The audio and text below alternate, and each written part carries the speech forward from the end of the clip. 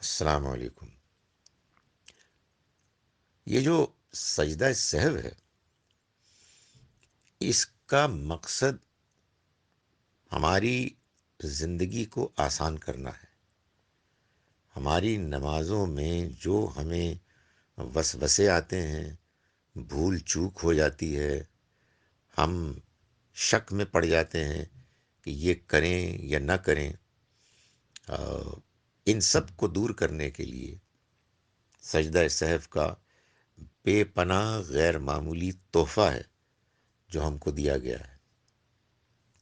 اس کا طریقہ یہ ہے کہ نماز پڑھتے ہوئے کسی موقع پر آپ کو یہ خیال آ گیا، وہم ہو گیا، شیطان نے وسوسہ ڈال دیا کہ آپ کی نماز میں کچھ گڑبڑ ہو گئی ہے، پتہ نہیں یہ دوسری رکعت ہے یا تیسری رکعت ہے، معلوم نہیں میں نے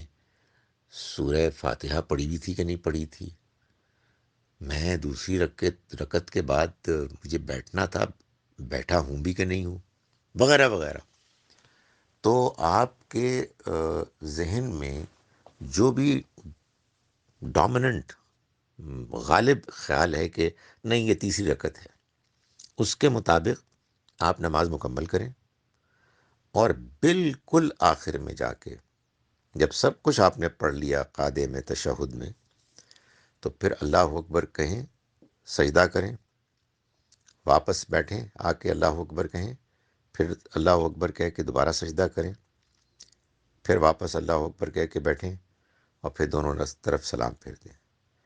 یعنی سب سے آخر میں جب سب کچھ کر لیا ہے، جو غلطی، جو بھول آپ کو پریشان کرتی ہے، وہ آپ سجدہ سہو سے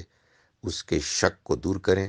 آپ کی نماز مکمل ہو گئی، اب دوبارہ کوئی اس کو دہرانے کی ضرورت نہیں ہے۔